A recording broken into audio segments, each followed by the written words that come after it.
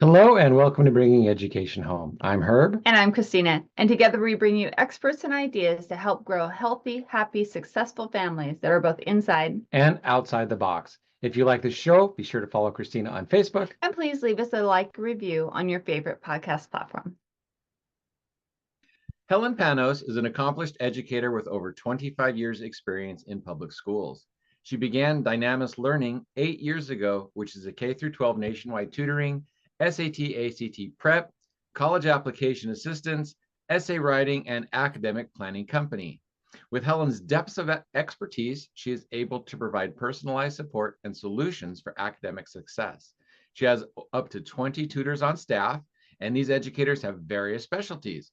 Currently, the company is 90% virtual nationwide. However, tutors can meet a child at their home or library in the metro Atlanta area as needed.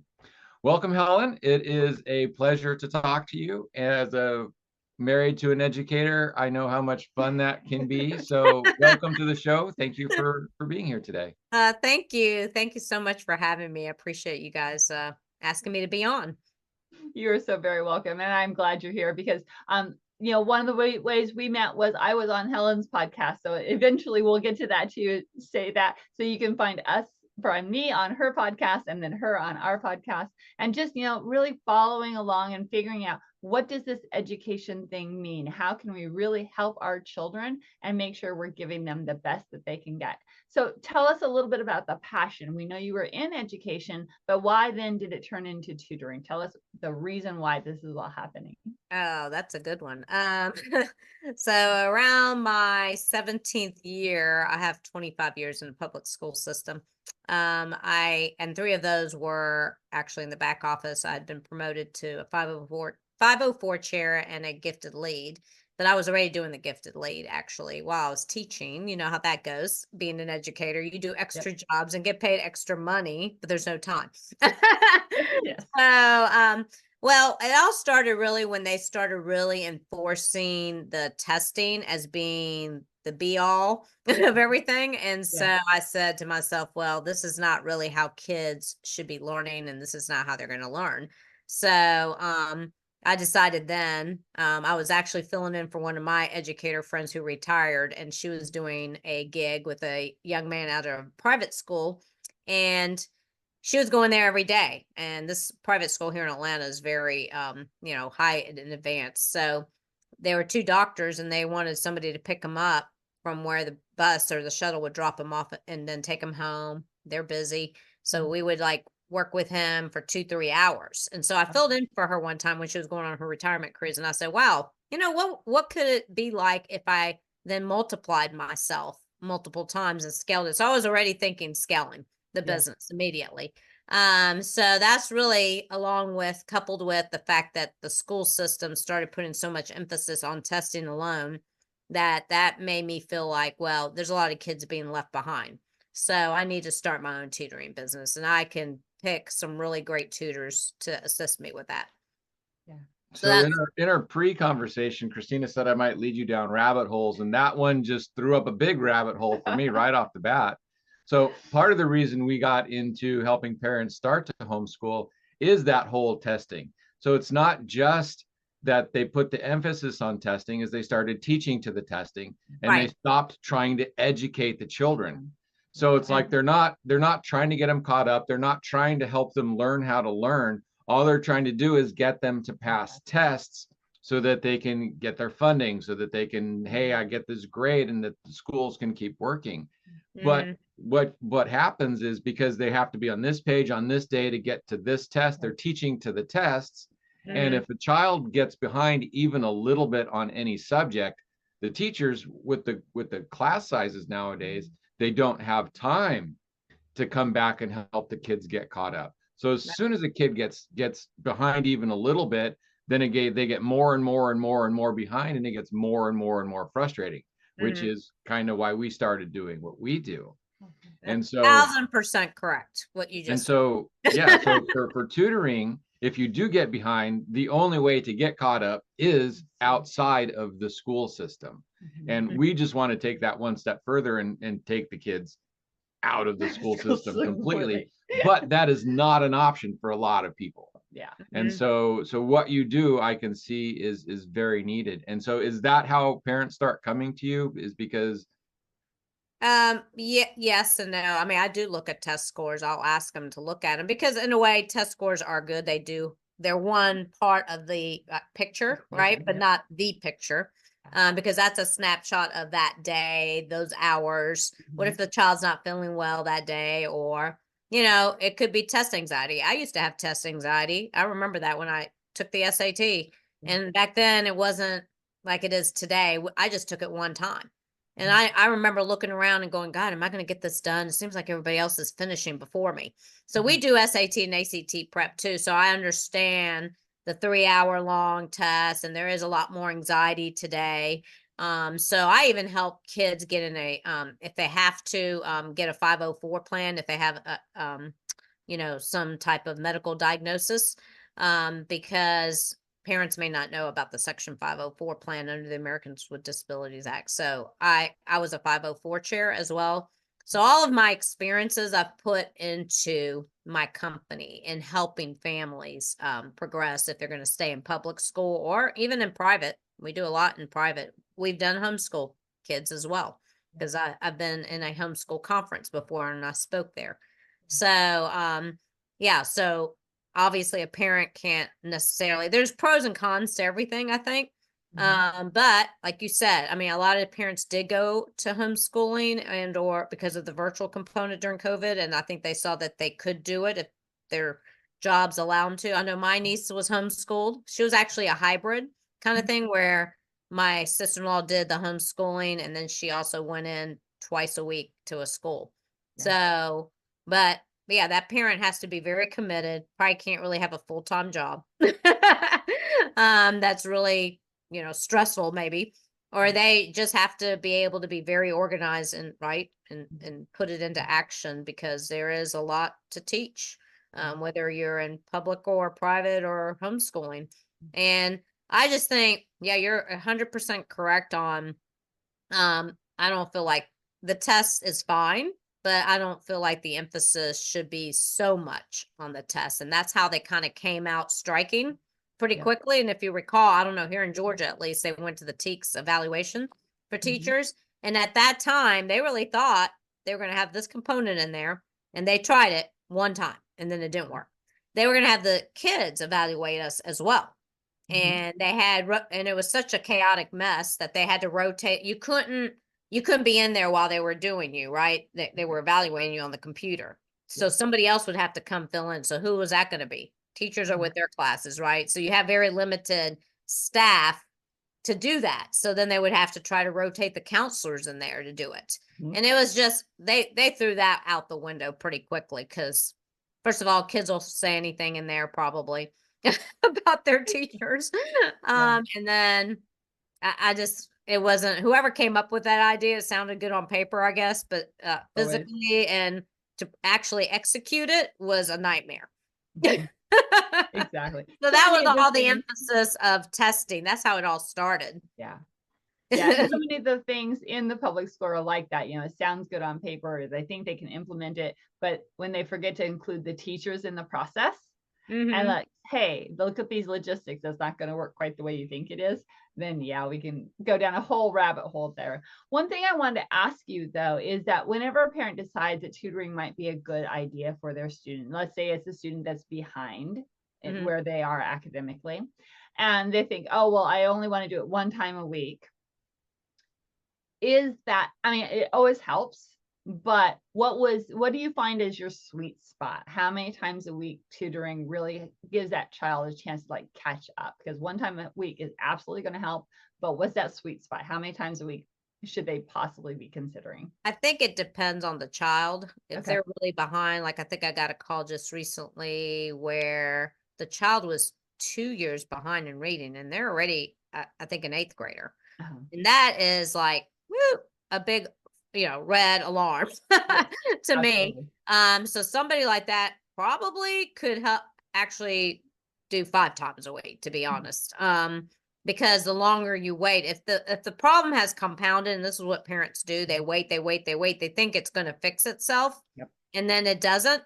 because they don't know if there's a disability or not, or something else, or there's gaps. Like we were helping a kid up in North Fulton here in Atlanta, and kindergarten year was probably the COVID year for the kid. First grade, the teacher loved him so much because he was so cute. The mom was telling me, and then they were having problems with the next teacher being there or not being there. So he got the grunt of all that. Yeah. And so now my tutor out of Alabama actually virtually is tutoring him, and I picked up on the fact he had gaps. She was trying to hire me to come in and get him in a gifted program, actually. And I said, I don't think so. Yeah.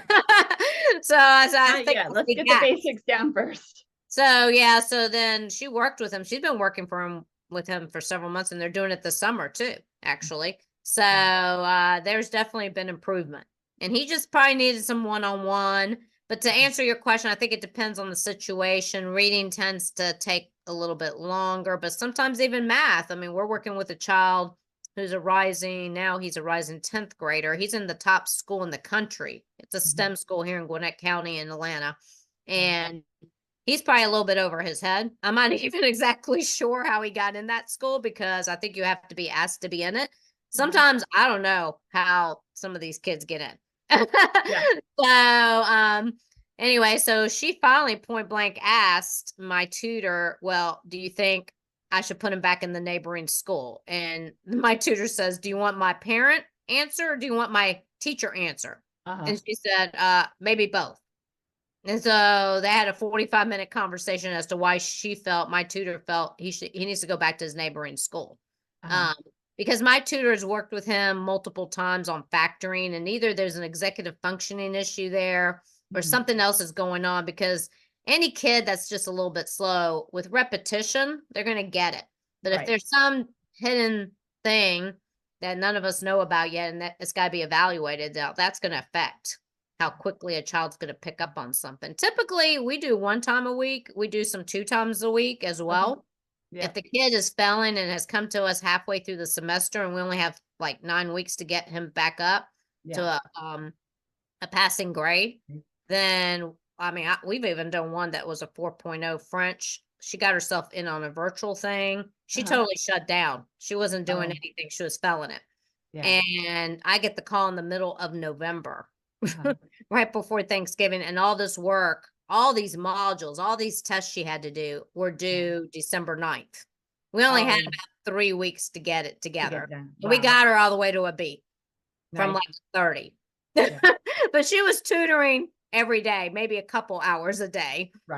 To get it done. So it really depends how early we start, how far back are they, how many gaps are there. The consistency is definitely key. So that's why depends on how far behind they are. And if they want to advance, because we also tutor to advanced kids. Correct. And we're doing that with a couple of them right now, actually. Totally makes sense. Yeah. And one of the things that, I wanted to talk about a little bit is that consistency really is. But then the other thing that you mentioned was that if you wait too long, and, that's a horrible way to say it, but if you don't jump on your gut feelings right away and get your child the help they need sooner than later, then that's another thing that really, really plays into all of this, is because their confidence goes down, because then the tutor or the teacher has to spend time building up their confidence again. You can do this. This isn't as hard as you think it is, or as hard as it is in your head because you've been failing for so long. So really making sure that you're taking that proactive approach instead of waiting until it's desperate. Because if they haven't liked math in a long time, then you've got to work on that too. So that's why when people tell me, tutoring is going to be taken over by AI, I go, I don't think so. No, because you can't really keep using all of it, what AI has. And in fact, I got to deal with one right now that actually did use AI the other day with my tutor, and we caught him, but he's not admitting it. So I have to deal with that. That's my first time having to deal with that. But I'll save him from being thrown into ISS or whatever, or out of school suspension when he does it in school. So I will take care of it in the next couple of days. But so I think, AI is fine. It's another tool. It can help you if you get stuck in your mind about what should you say. but you need to write it in your own words, because it's not like a teacher can't understand that a computer is probably writing this for you.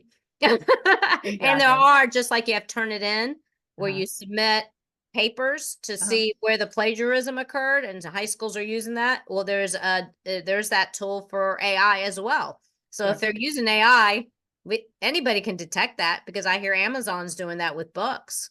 It's not a perfect tool yet, but they're probably going to improve on that. So either way, it's just cheating. It's not your work. Let's make sure you're doing the work. Exactly. Putting your thought, your time, your messages in there. Yeah, absolutely. Now a few words about vibrant family education.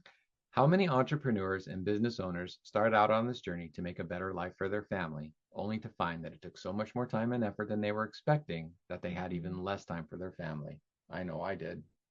At Vibrant Family Education, we want to help you reach your family goals while you're still building towards your business goals. We do this by bringing you the third leg of the stool to keep your family upright, family education development. By bringing your children's education home, you will be able to model your work ethic and family values as you overcome obstacles and challenges to build your business.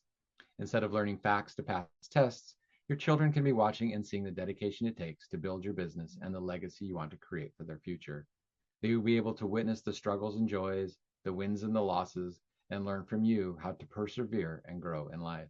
Instead of waiting until you get successful to spend more time with your family, start with the end goal in mind and bring your family home. Instead of trying to repair your family after you reach success, let us help you start achieving your family goals from the outset. Learn to be successful with your family now, and no matter what happens in the future, they will be better prepared for life, especially after watching how you cared for and built not only a business, but a healthy, happy, and successful family. We offer a wide range of educational services, including how to easily get started with homeschooling. Come visit us at vibrantfamilyeducation.com and let us show you how. And now back to our guest.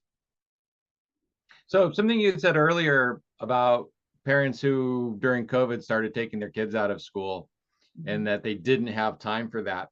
That's actually kind of one of the myths that we break at Vibrant Family is it doesn't take school hours to educate your children at home. So once you get it set up, there's a lot fewer hours that you actually have to dedicate to the academic portion. But then you put so much more learning effort into the rest of what's going on that reinforces it. So for instance, math, you start talking about math while you're cooking because there's fractions, there's additions, there's even multiplication of fractions if you're making double portions. That's a piece. So that's why we do coaching of parents for homeschooling and how we get them started, because like for tutoring, it's like you can't just have a parent start tutoring. There has to be an expectation, a learning curve. So we do that for our homeschool parents to help them understand what's going on and to not make it like school.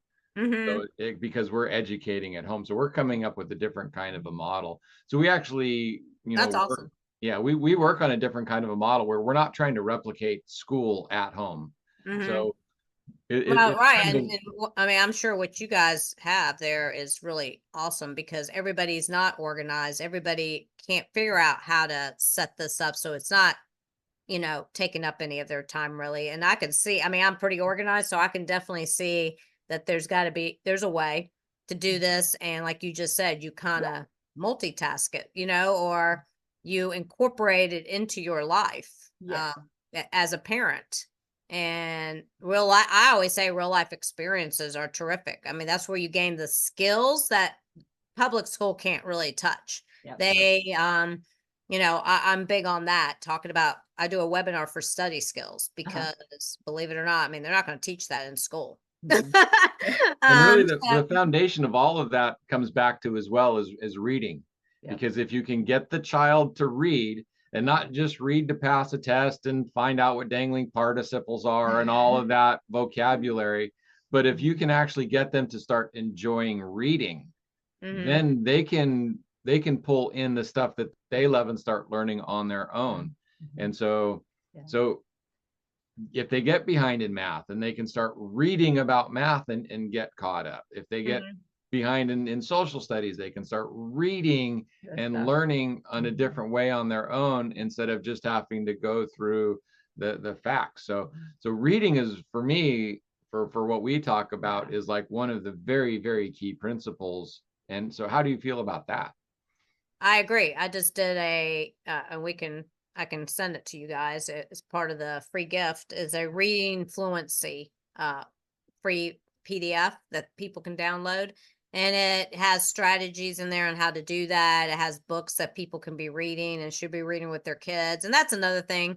I mean, I think there's all this push about let them be independent, let them be independent. But I think up to a certain age, parents still have to be there and get involved. And homeschooling is perfect for that. Yeah. Got to be able to ask them questions, and you got to hear them read, because how else do you know there's a problem? You're just assuming they're reading it and understanding it, and they're not. But reading is the fundamental of all this stuff, and the big push towards STEM is a little bit of a problem, forgive me, for anybody that wants to go into a STEM career, because the only way you're going to do well on an SAT and ACT and things like this are to be a little more balanced. Yep. And that's life in general. Right? It's great that people want to be engineers, because we need them, and there's a lot more female engineers out there. We just actually, speaking of reading, she got a perfect score of 34 on the ACT, or 36 on the ACT. 34 was her super score. She's she's going to go for aerospace engineering. She's in Texas. Wow. And so obviously she's got a pretty balanced brain there, because she's going into engineering. But look at this. She got a perfect score and I'm sure that happened because she's been reading for a long time. And when I ask other kids, how did you do on the SAT, ACT, and you did it so balanced like that? The reading was close to your math score, and yet you're wanting to be a math or science person. They're like, I've been reading since I was young. I like to read. I love to read. And that's how you do it. Yeah, exactly. And is that not what we do all day long with technology? I'm always looking at articles. Have to be able to read. How else are you going to learn? I mean, here's a really funny thing about the SAT. There's actually 3 scores on the SAT. I didn't find out about that until I got to college. At least there was because there's the math, and then there's the verbal. And then when I took it, there was this thing called the TSWE. So when I was a freshman going into college, I was trying to sign up for freshman English, and they said, no, you got a 53 on the test of standard written English, which is the TSWE. So it got me out of freshman English, and I got to step into higher level English classes right away because of that 3rd test score that I had never even heard of. But my college saw that as like, you don't need to take freshman English. Yeah, instead, and this is disappointing. They've a lot of them have removed the writing component, which I'm like, and they're not grading against kids with spelling errors and things like that now. They stopped doing that a few years ago here in Georgia.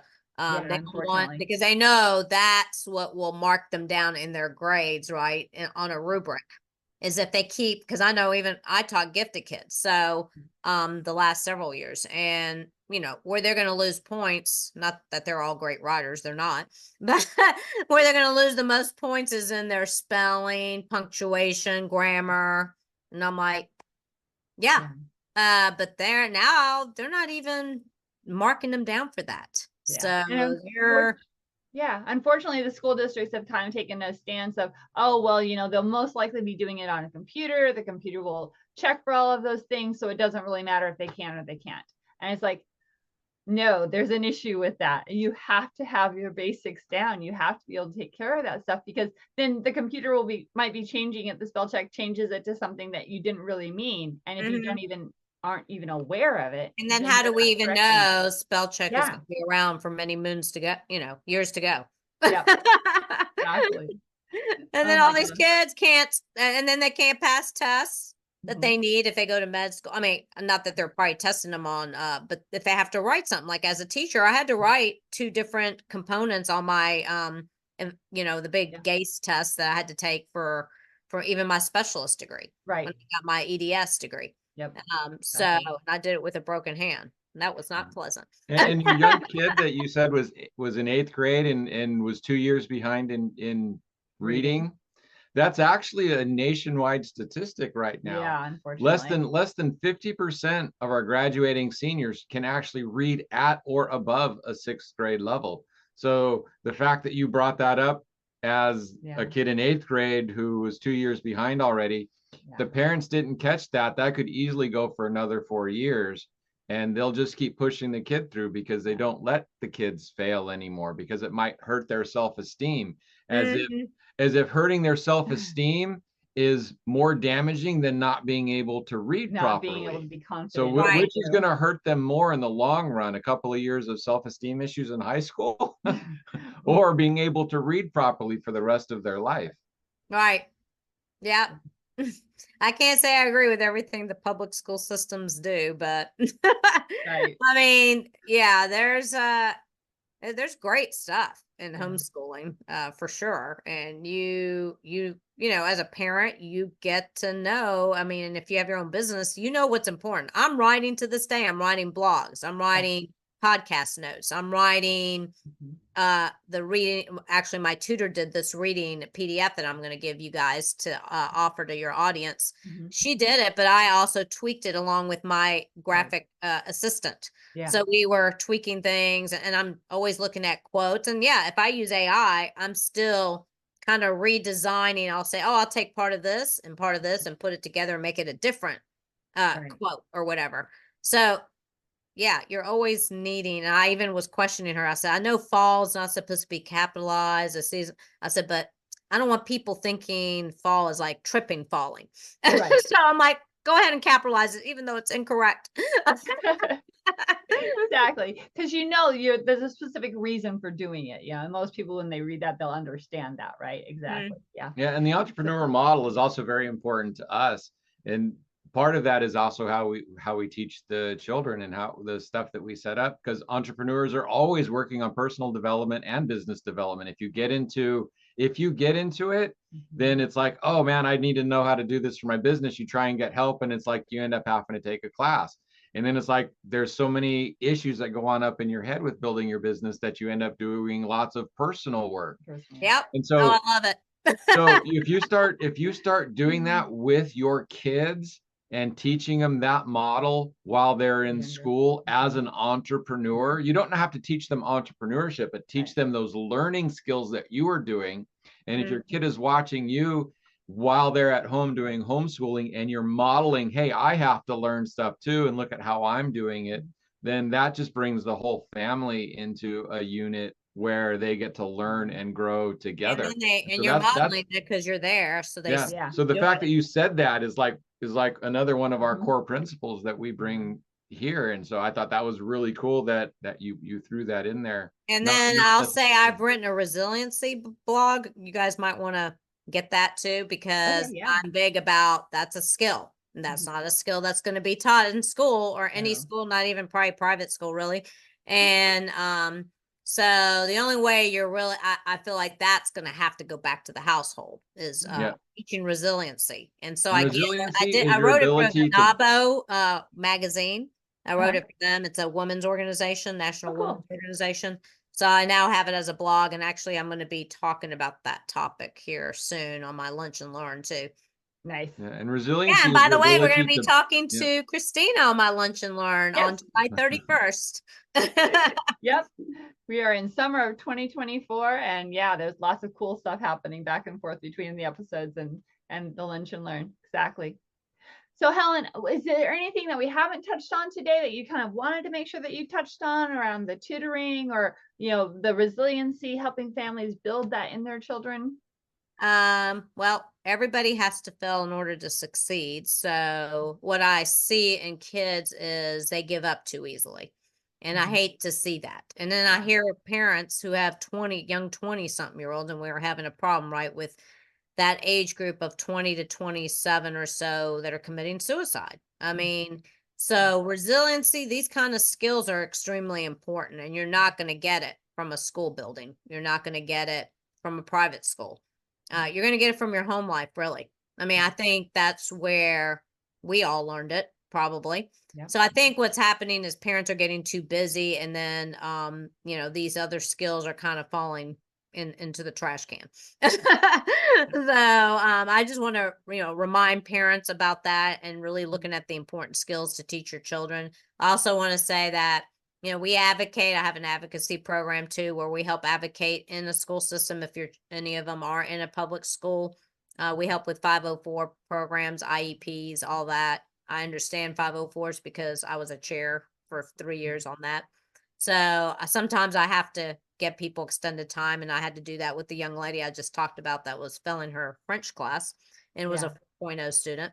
So yeah, there's things, and plus we do the flip side where nowadays a lot of kids are advancing and they can do dual enrollment classes even in 9th and 10th grade and get credit. Yeah. Like I mentioned earlier, they may have to pay for that course, but the only way to not pay for that course is you got to take like an SAT, ACT, and score so high that now they'll waive that fee. Right. So we do a lot of academic planning as well. I believe in being very proactive, and that's what I like about what y'all said, because so we added academic planning, and we say you should really be planning as early as 6th grade. Because once you start getting into high school, it's too late to start changing the kind of subjects that you need to get. And counselors don't have time to do what we're doing, which is we give them an interest survey form, they fill it out. Then my tutor works with them on Zoom to plan out their entire rest of their years. We're about to do it with a rising 9th grader. Nice. But we say you should start as early as 6, because if we can detect other things that parents weren't thinking about, like a kid getting into a gifted program, we need to hurry up and do that. Right. Because it takes time to do that. And if they don't pass it, you might have one more chance. If they're a 7th grader, you're not going to do it after 8th and 9th grade, really. Yeah. So there's a lot of things that parents don't know about. And so, I say reach out if you have questions about even homeschooling, because like I said, my sister-in-law did that, and she did a hybrid kind of combination. Exactly. Awesome. My niece is going to be a realtor. She's just passed the Georgia State real estate exam too. Excellent. Let our audience know where they can find you. You can just go to info@dynamislearningacademy.com and send me an email there, or the website has a contact us. And so you go to dynamislearningacademy.com, and I'm sure that's going to be in the show notes. Yeah, absolutely. Will be in the show notes. Excellent. And we're all over, we have the podcast, Smart Parents, Successful Students, and we're all over different social media platforms. So follow us there. Thank you. Oh yeah. I've enjoyed this conversation. Kind of like real life is like, what is schools doing and not doing that good for our kids, not so good for our kids, really getting some educator points of view about how parents can really step forward and be proactive in their child's education. So this has been a wonderful conversation. Thank you for being here today. Oh, you're welcome. And I'll say this, we all went to school and we all think we understand what school is like, but we really don't. Only educators really know what's going on in these buildings, to be honest with you. So yeah, reach out to any of us, because hey, we can tell you what's going on. Yep. And I would like to also thank you for doing what you do. So there's so many teachers that see these problems and don't do anything about it. There are so many people who just talk about problems in society and what's going on and don't ever actually do anything about it. But you put yourself out there, you started your own company, which is a lot of work. It's a lot of problems. And so instead of just talking about the problems and seeing and not do anything, you put yourself out there. You are out there helping people. So in my opinion, you are a hero. You are doing wonderful work. You saw a problem and are helping other people navigate it. So thank you for doing that. Thank you for coming on our show. Thank you for being actually a part of the solution instead of just complaining about problems. And so thank you for being a hero. No, thank you. That's very nice of you to say. I appreciate it. You're very welcome. All right, audience, as we're wrapping up today, remember to take all these gold nuggets that have been dropped along throughout this episode and don't just put them in your pocket. Take them out and use them. Be the proactive parent, be the involved parent, and really make sure you're looking at your child's education as a best fit for you and your family, getting the help where you need it, coaching, mentoring, tutoring, whatever it is to make your child happy, healthy, and successful. Until next time, we will talk to you later. Bye everybody. Bye. Hello and welcome to Bringing Education Home. I'm Herb. And I'm Christina. And together we bring you experts. Hello and welcome to Bringing Education Home. I'm Herb. And I'm Christina. And together we bring you experts